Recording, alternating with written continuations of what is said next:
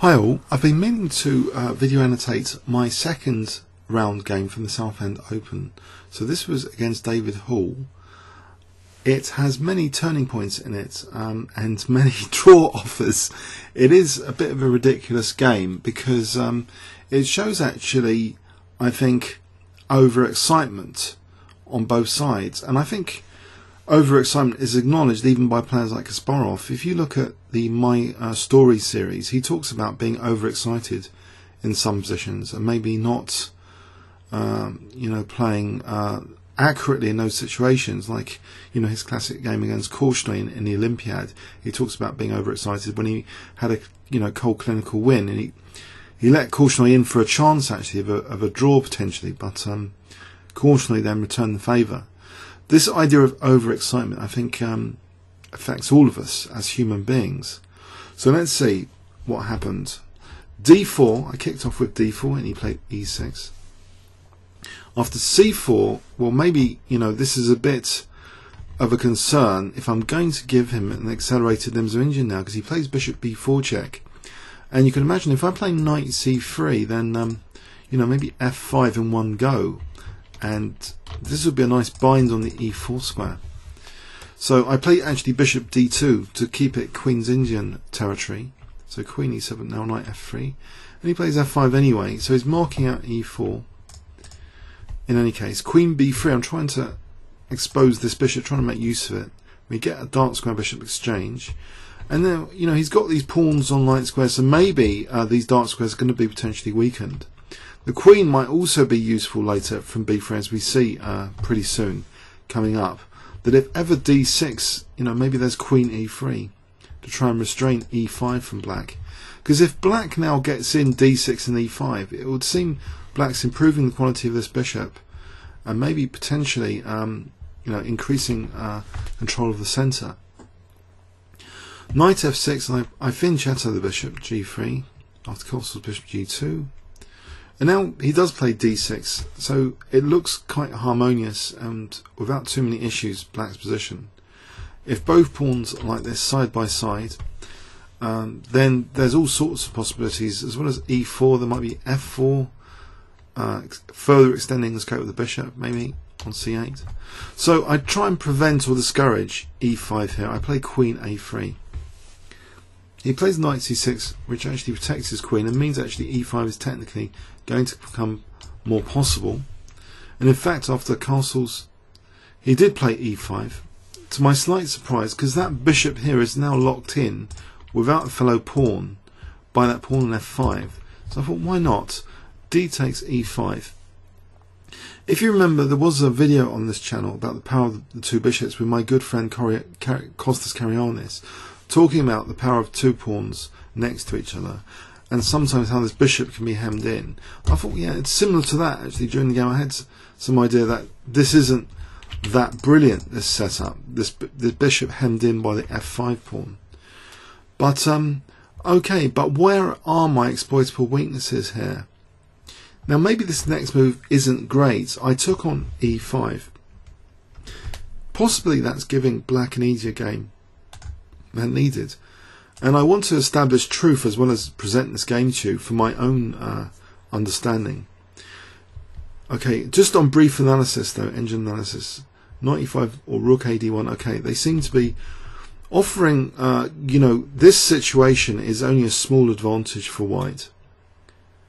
So it seems that move 12, it seems black has really essentially equalised. So something has already gone wrong. Maybe this opening is perfectly okay, but unless I miss something major, maybe queen b3 isn't that good. It's a bit committal to have the queen there. So after queen b3, I lose actually a small part of my advantage. It's only have almost equality, and it seems to maybe queen a3 is an interesting move to justify that queen on b3. But we have here a roughly equal position. I think you may agree now at move 12. So let's turn that off. Now I play e3, and black, okay, that pawn is hemming in the bishop, but on the other hand, he's got the e-file pressure bearing on e3, which makes f3 more difficult to play without weakening e3. And also this e4 square is nicely marked out by this pawn, and if the pawn ever takes, then the bishop's liberated. So he uses that fact, knight e4. Okay, so I don't really want to take on e4, you know, because then I'm solving more of his problems, and I'm even marking out f3 potentially. So maybe bishop g4, and I'm in for a kingside assault here. So I play knight f3 in this position, kicking the queen, queen c5. I don't want the exchange of queens. I play queen d3. He now targets my c pawn. I protect it. And then he plays rook ae8. And, you know, all his pieces seem actually quite good. So I don't have anything really great from the opening. So much for trying to follow a Kasparov kind of style in one of the Olympiads. I haven't got a massive position from the opening. I'm hoping to somehow grind out an advantage here. I play knight d4. He plays bishop d7.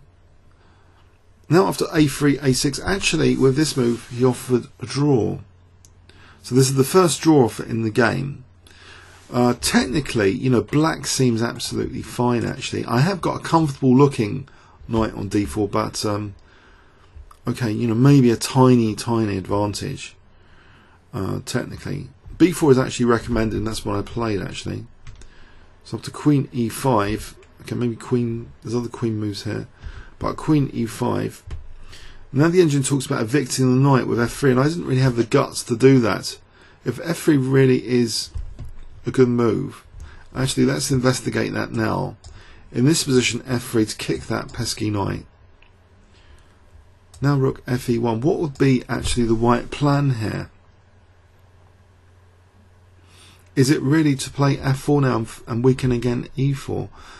I mean, let's imagine black doesn't play f4. That looks a bit weird. Let's say queen e7. Well, then there's knight takes f5. Okay, that's fair enough. Not queen e7. So the threat actually is now on this knight. So actually kicking the knight has exposed f5. And if black plays something like g6, then maybe again f4 is winning b7 here. Yes. So that's the point. I missed that actually. That's a very simple technical point, but probably quite important here about f5. I didn't notice that f3 and f4 are going to be exposing f5 here. I don't know if you guys would have noticed that. Okay, but I kept that pesky knight on e4 here. I played rook ac1. The idea of this strategically, I thought I was going to sort of try and weaken this pawn to provide a more exploitable target structurally, but he plays c5, and he's energetically, you know, playing this now, so that after knight f3, queen e6, it's difficult to exploit d6, which is protected of course by the knight on e4. So again, I don't think I've got much here, and actually I thought long and hard about this position. It just seems, I thought black was solid enough, but you know, if I had just been on my guard earlier for f3 and f4, that if there is anything to learn so far, I've missed an opportunity already for this analysis. But in this position, is there anything major going on here? I would assume black's okay. In fact, black seems to be more than okay for what we briefly saw there. Take off one of these lines. It looks as though black's okay again. And I think I go worse now, trying for something which isn't there. I take and play a move which really, in retrospect now, is just terrible. You know, I should have just, maybe I should have accepted this draw offer earlier. And this is another thing about this game. We're going to see more than one draw offer. And the emotions accompanied with it, it's like each side is like gambling that, you know, why didn't they accept a draw? And this recurring kind of regret is going to be a theme of this game. You know, should I have accepted the draw? Why am I worse now? Oh dear, I'm worse. I have to find resources to try and get the balance again. So here I make myself fully worse. I think this is an actually terrible move. I'm dislocating and giving my opponent a 3-to-1 pawn majority with this next move. So something like knight g5 apparently is okay. That's a tactical move as well. Knight takes g5. There's bishop d5 here. Actually, I think I'd actually observed this tactic, and I thought it didn't work. Let's have a look at it here because of knight h3 check and bishop c6 during the game. So let's have a look. Bishop c6. What is going on here? No, I didn't see this king takes h3. But this seems to be a very radical way of getting equality in the position to play knight g5. I didn't like the look of knight g5. I thought it was just failing because of that bishop c6 idea. I played this move, queen d5, which I suspect now is giving black an advantage on the plate. Structurally, black has now got 3-1. It's terrible. 3-1. Weak pawn on d5. Black is better. I thought black was better, and I really regretted a little bit, not accepting a draw earlier. So bishop a4. I try and generate some counterplay now, and now I start noticing f5. I should have noticed it earlier, with a great opportunity earlier, but I notice it here. Knight h4 might be useful. It's tying down the rook. If the rook moves, then knight takes f5, and maybe bishop e4. And he plays now. Now it's his turn to be over optimistic.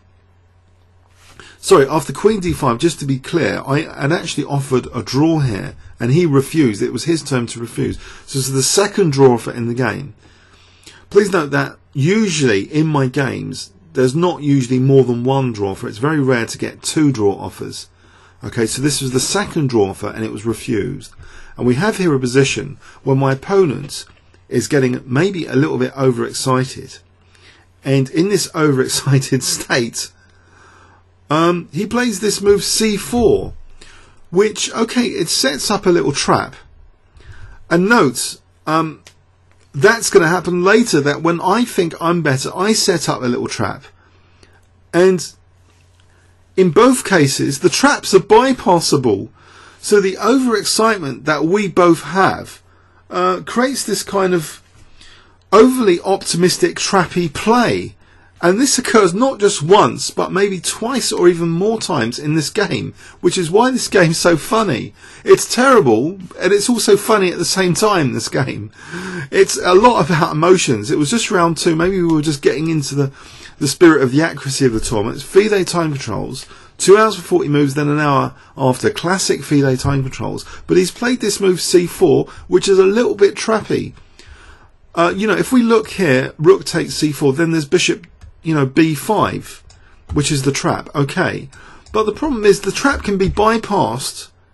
I can go back into d4 here. The pawn was in d4. I play knight f3. I'm almost like back in the game, because now I'm threatening knight d4 and rook takes c4, and other stuff would be quite good.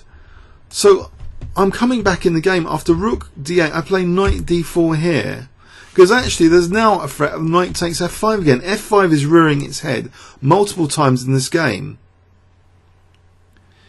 But in this case, sorry, knight takes f5 isn't the only option. I can play rook takes c4 here. There's no trap with bishop b5. So I play rook takes c4, and I think I'm much better now. I'm much better. So he's probably experiencing regret now, and I'm starting to experience overexcitement. I'm thinking, surely I can win this position now. The tables have totally turned from before. His 3-1 pawn majority has disappeared. I've got rook on the 7th coming. I've got a huge knight again on d4, which isn't able to be kicked away. His construction in the centre looks fragile now. So great position. How can I not win this after rook c7? This is a fantastic position. If we engine evaluate it, the engine, doesn't say, oh, I'm jumping up and down here with excitement. Oh, I'm going to play trappy moves. It doesn't do that. It just gives reams and reams of analysis as usual. Nothing phases the engines. But as humans, we're getting phased out all the time with great looking positions. But actually, okay, it's almost like a pawn advantage I have here in theory. But how do I actually win it? How? So he plays rook c5, which doesn't apparently help. I take and I play rook c1. I'm going to get the rook to the 7th, and it should, it looks to be a pawn advantage here. So I play rook to the 7th. It looks like a general move. I know I've been critical of general moves, and there seems to be a more specific move here. Instead of the casual Nxevichian rook to the 7th, maybe g4 is actually better in this position, because actually in this particular position, if we give this particular position the respect it deserves, this knight is fragile. This f pawn multiple times in this game has been a feature, a fragile feature of black's position. I don't think I looked at g4. So the reason I'm being kind of critical about this game is not, as I say, just to present the game to you. I'm trying to learn the truth about this. If there's fragility demonstrated a number of times, then the variations you're calculating later must reflect that.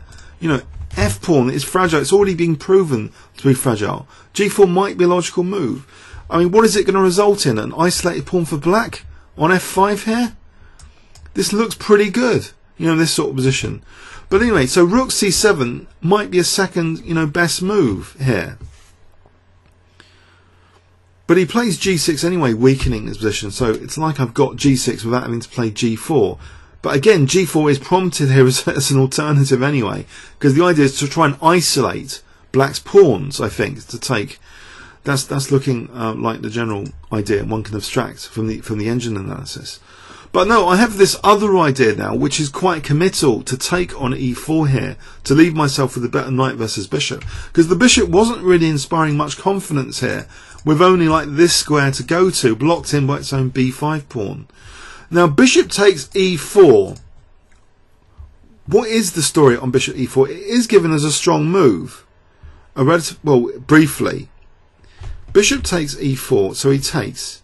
And now I play knight e6, which maybe is looking better than what it actually is, although I seem to have, intuitively, a better knight versus bishop.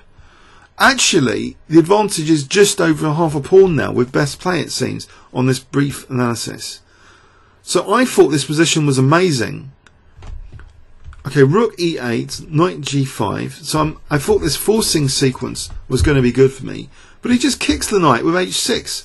Now, objectively, look at the evaluation. It's not really such a huge advantage as I'd imagined. But h5 might not have been the best here. So knight g5. And I thought, you know, surely this knight, this rook on the 7th, surely this constitutes a great advantage. But the bishop is not that dead. It goes to d1. It can hook into my light squares around my king. So I thought, okay, hold on a sec. I can, now that b4 is not possible attacking the rook from a4, I can play the move rook c6 here, surely. The move rook c6. And look, it's still only about half a pawn advantage. So what on earth is going on here? I'm forking two pawns, winning material for the first time in the game, but after king g7, his king's preparing to be a dynamic aggressor here in the position after king g7. It's not just supporting the pawn. And I think this is the point. I think now, after rook takes a6, I'm also exposing now this as an exploitable weakness down the a file. So all these things I think I'm doing a positive, you know, winning a pawn, you know, getting the king to have to defend, is actually, that's positive for the opponent. You can imagine the king walk pretty soon. You can imagine the a file being hijacked if the rook ever came to a8. So actually, the side effect of winning material here isn't so clear cut. This pawn's not really going anywhere. This pawn chain here is not really an extra pawn. It's restrained by the pawn e4.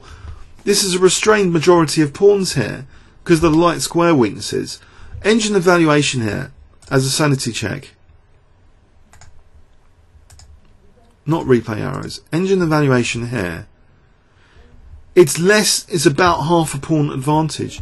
He plays bishop e2, which maybe isn't good.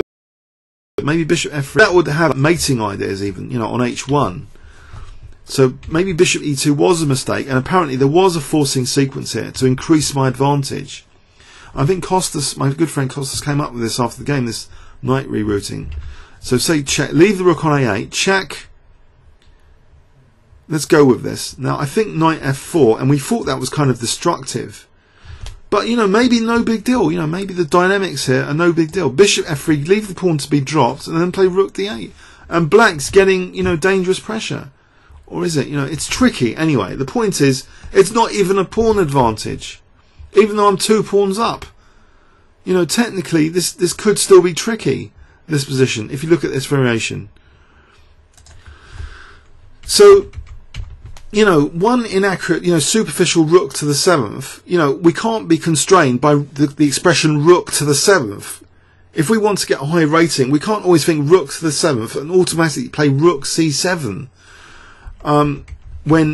Or, you know, better looking knight versus bishop. These are general considerations, general moves I've been playing, I guess, in this game. So we have this situation after check. Now I play check. Yes, I drive the king out to be even more aggressive because I have some other idea in mind. I think about constructing a dangerous sort of mating there. I play check, king f6, and I play h4, thinking, surely, you know, this rook f7 is going to be good at some point. The knight and rook are coordinating well here. And I'm getting, you know, quite excited here that you know, this is looking really good. And now after bishop d3, again, my overexcitement is leading to this trap setting culture. I think there's a link between being overexcited and a trap setting culture, and estimating the position, because what I did here was terrible. It was a potentially losing move here. I wonder if you can guess it and the motivation why. White's play a potentially totally losing move in order to set a trap. Can you guess the next move that I played? So I'm not asking you to guess the best move, I'm asking you to guess one of the worst moves, which does seem to have a logical tactical basis to it, and maybe the product of overexcitement. So 10 seconds starting from now.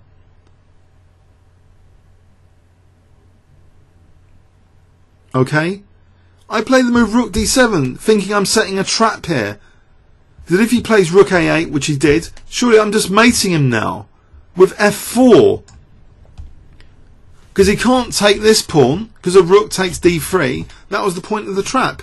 But then, during his thinking time, I noticed, hold on a sec, he does have one move here, which isn't actually, unfortunately for me, a particularly bad move. In fact, it seems to be totally winning this position.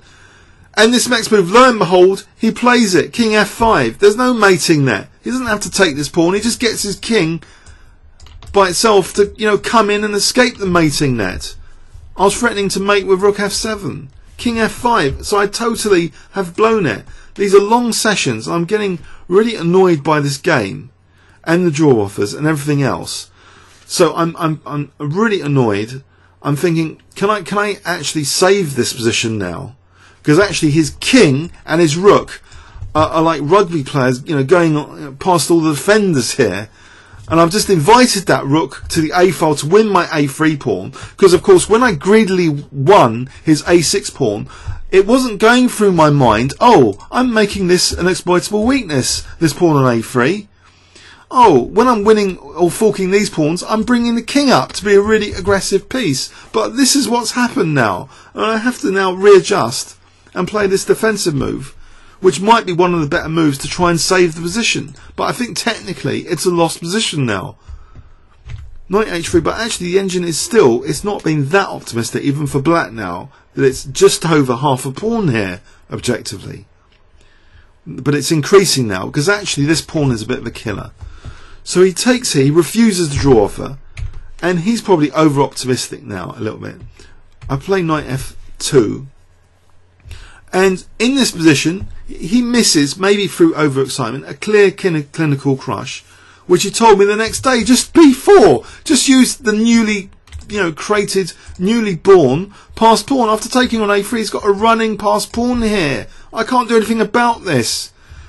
Or so it seems. I mean, I don't know why it's just the pawn up instead of just totally winning. So let's follow this through. Why wouldn't this be just totally winning? Is there resources? I mean, maybe that's the thing about chess, you know. There's resources all the time, which make the seemingly trivial complex. So in the light of that, it's not good to get overexcited, because there's resources all the time for both sides. And now here, if there's a resource g4, I really don't know what's going on now. Why is this just a pawn advantage? Check. Okay, maybe it's good for undermining, you know. But no, king d6, you know, it should be a win for black. I don't know. There's going to be a way of winning this with this passed pawn. But let's go back to the game. So in the game, he goes a bit crazy now himself with rook a1 check. So he plays rook a1 check. He doesn't use the passed pawn, he plays rook a2. And we're about equal now again. This game is just ridiculous. King g1. And it's like, you know, he's going to carry on perpetual checking me, or finding something else not to do with the passed pawn. No, he plays bishop f1 check. King h2. What is he going to do? Mate me with rook and bishop with the knight there. Rook a3 now, and again the tables are turning. He's just blown the e4 pawn now. Check. And I take this pawn with check, don't I? Because if he went to e6, I play check and protect my e3 pawn. So he's blown it now with overexcitement. It's just totally a draining game, I've got to say, by this stage. So after rook d5 check, by the way, he plays king f6 and he offers a draw. So in case you're wondering what draw offer this is, what draw number, 1, 2, 3, 4, this is the 5th draw offer in the game after king f6. I take on e4. I'm getting really fed up with this game. I don't want to see this game anymore at this stage. King g7. But I'm thinking, surely I'm better now. But after the check, or in fact, in this position, we get to this position where I play knight f6 to actually force a draw. I'm fed up because I'm going to force a draw with perpetual checks. Now it's 9:30 now at night. 9:30. My friends Alex and Costas are waiting around. I don't really want them to wait for another hour because potentially this game could go on another hour if you really wanted to drain both our time available. So I force a draw with knight f6. But actually, you know, knight d2. I could try and hold on to this pawn, but I was worried about rook d3. And we were looking at this briefly after. My friends were saying this was winning for white, and maybe it should be. But is it easy to win for white? I thought maybe this pawn was dangerous, but actually, maybe the king is okay. Maybe it is winning. Once I create a protected passed pawn, it should be winning. One would think. But is it easy to win it? Say b4 now. Check. It's maybe, there's a potential for losing the game here. I saw something vaguely like this, and it's nice to see that an engine on brief analysis kind of agrees slightly that there's a slight risk in this position after rook d3, that actually it's not, clear-cut sailing, because black does have that potentially dangerous, passed pawn. So at this stage, I'm fed up. I play knight f6. I offer a draw, and he refuses it. And I force the draw now. I play knight h7 check, and he realises now it's a draw perpetual. So yeah, that was a fun FIDE rated game I played recently in the Southend Open round 2. It just shows now something which I was embarrassed by, the concept of overexcitement. We should embrace this. I think you look at Kasparov and his games, even he has that, and this is one of the best calculators, one of the best players ever in the history of the game. I think we've got to acknowledge we can get overexcited and go into this trap setting culture. If we don't acknowledge that, then we're going to keep doing the same mistake. So some honesty, some emotional honesty about the mechanics of things and draw offers and stuff. And also about, generalizations. It's kind of lazy to say Nxe5 rook to the 7th or the knight looks better. It's kind of lazy when there's specific weaknesses in the position to potentially, try and look at. But, I tried to get into the mindset. And overall, in the tournament I did okay, slightly better than my grade anyway. So, but we all left in round 5. I think we all had enough by round 5. So the last 2 games we didn't play actually. But the last game would have been coming back the next day, and it was actually quite a long way from London to drive, relatively long. So anyway, This game was a very interesting round 2, I thought. I'm glad, I've gone through it with you guys, and it reflects about overexcitement and a trap setting culture from both sides. In the event, David Hall did well in the tournament, actually. So he got his FIDE rating established at 2150. He wasn't FIDE rated before this tournament. He had an ECF of 180, and he got a 2150 performance. So that's going to be, I think, his first ever FIDE rating, so congratulations to him. He really crushed some very good players actually in this tournament later on, including I think a FIDE master. So he just got a little bit overexcited here with C4, and I was back in the game. I thought it was going to be an easy win here. It looked a beautiful position, but things like Rook C7. Again, it's emotional. It's almost linked to overexcitement to be able to reuse, general principle moves. Because Nxe5, the excitement of the rook on the 7th, it generates an overexcitement. These concepts from the past, these great sayings, these great quotations. But rook on the 7th isn't all that. It isn't all that. With G4 available, I could have been isolating this F pawn, but no. This pawn is now quite useful on E4, restraining my light squares, inhibiting my pawn majority on the king side. And this rook and knight coordination is really, no big deal, as it's proven by the resources of black. And this trap setting is really sinful in chess terms, to set the trap with rook d7. It's a good position, but it's not an absolutely brilliant position if we realise that actually my rook is tied down shielding a3 here. It's about 0.60. This is just over half a pawn. It's not such a big deal, this position, objectively. But I suppose one wants to kind of go for the win as well all the time, this wanting for a win, but it's aiming for a loss now after king f5, missing that. And now he's aiming for a loss. Instead of logically pushing the b pawn, he's wanting to lose. We're both trying to lose the game after offering a draw, it seems, all the time in this game. So anyway, hope you enjoyed it. Hope there's something there for you. Comments or questions on YouTube. Thanks very much.